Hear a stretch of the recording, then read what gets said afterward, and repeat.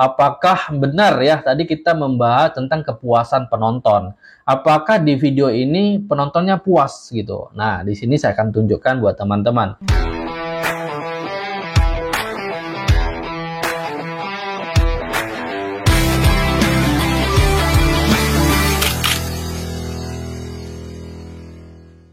Halo Sobat Kreator, gimana kabarnya? Balik lagi bersama saya Andra Winata. Pada kesempatan kali ini, kembali lagi kita akan membahas seputar YouTube.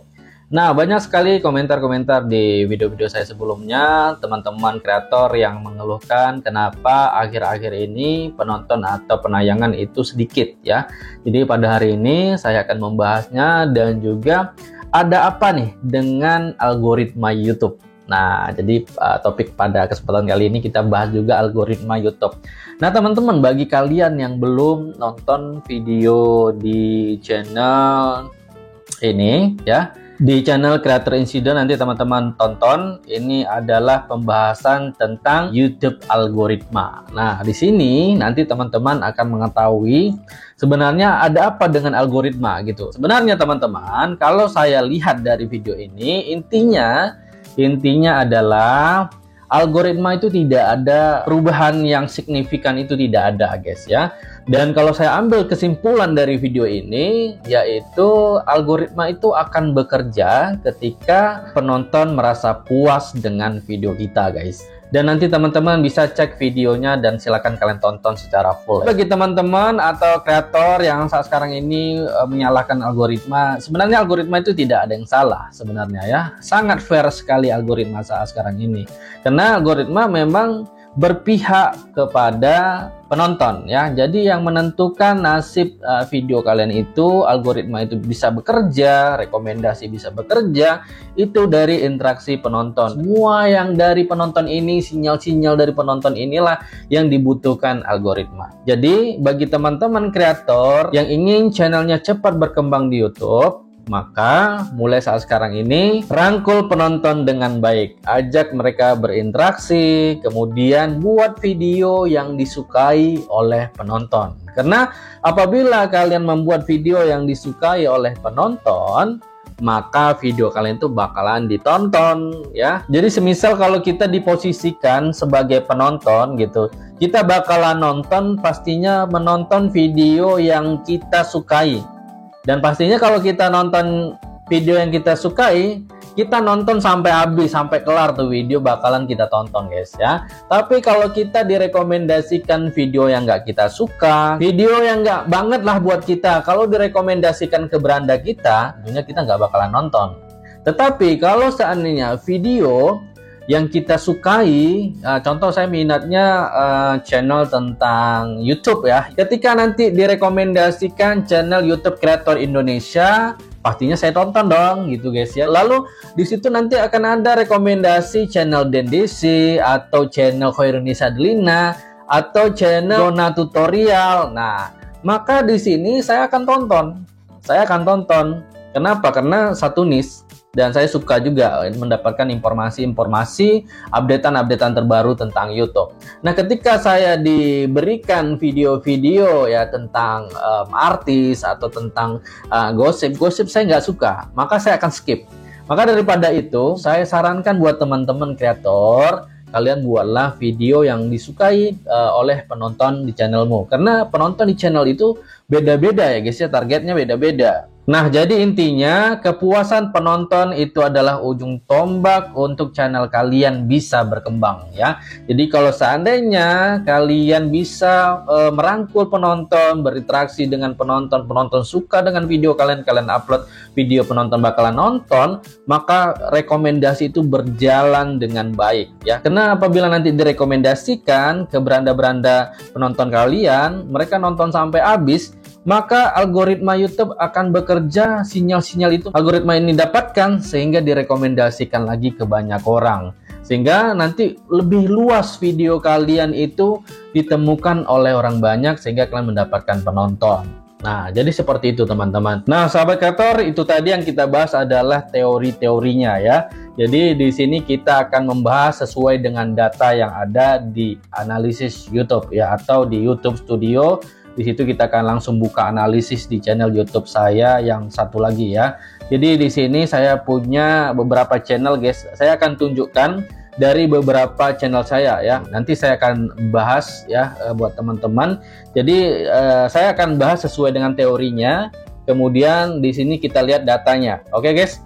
Nah teman-teman, kalau kita melihat dari channel saya yang satu lagi ya, bukan channel Andra Winata ini, teman-teman bisa lihat mengapa channel ini bisa mendapatkan penayangan 155.000 ya.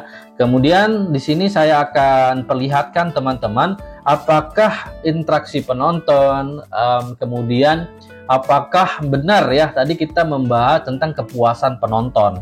Apakah di video ini penontonnya puas gitu. Nah, di sini saya akan tunjukkan buat teman-teman.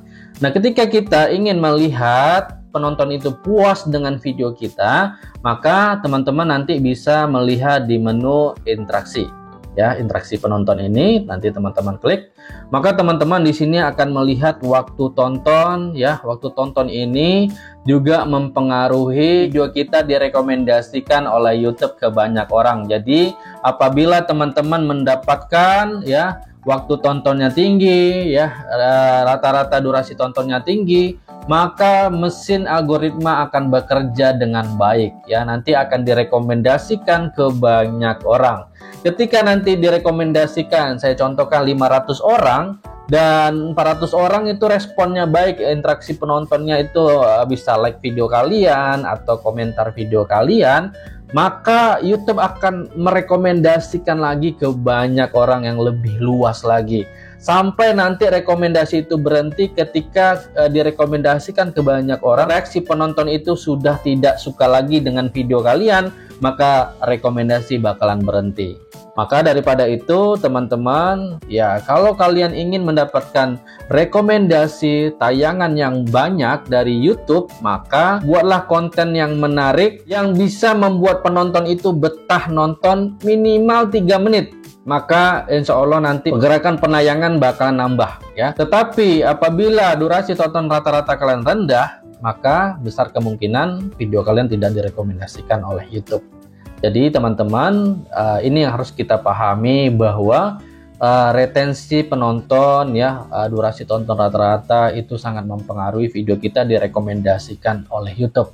Namun apakah ketika kita sudah mendapatkan durasi tonton rata-ratanya tinggi, apakah itu bisa menjamin kita bisa mendapatkan penayangan yang banyak? Tentunya tidak. Maka apa yang sangat berperan penting di sini yaitu thumbnail dan judul. Apabila judul kalian menarik, thumbnail kalian menarik, maka besar rasio klik tayang kalian ya. Kalau bisa di atas 10%, maka disitulah nanti kalian bisa mendapatkan penayangan yang banyak. Maka daripada itu, kombinasikan judul dan thumbnail yang menarik dan isi video yang membuat penonton puas. Nah, jadi seperti itu teman-teman ya. Jadi kalau kalian ingin mendapatkan banyak penonton, buatlah penonton puas dengan video kalian. Oke guys. Nah teman-teman, di sini kalau kita lihat dari ringkasan ya, ringkasan ini bahwasannya saya mendapatkan penayangan ya, penayangan 155.000 ya, lumayan ya guys ya. Dan mendapatkan penghasilan Rp5.495.223 ya. Dan ini satu video guys. Dan mendapatkan 3.100 subscriber. Nah ini bukan di channel Andra Winata ini ya, tetapi di channel satunya lagi. Jadi di channel Andra Winata ini saya sharing tentang ilmu YouTube, dan untuk cari nafkahnya di channel lain. Nah jadi seperti itu guys. Kemudian saya akan lihatkan lagi di channel saya yang satunya lagi, dan mendapatkan jumlah penayangan yang sama 155.000. Cuman teman-teman, ini saya bisa lihatkan ya, teman-teman kreator harus pahami ini ya. Kenapa? Karena banyak juga teman-teman kreator hanya terfokus membuat konten, tapi tidak terfokus dengan konten-konten yang bisa menghasilkan banyaknya uang ya. Oke. Nah, jadi guys, di sini saya akan tunjukkan lagi di channel saya yang satunya lagi. Nah, ini saya masukkan dulu. Oke guys, nah ini adalah channel yang satunya lagi dan juga mendapatkan yaitu 155 ribuan penonton ya guys ya.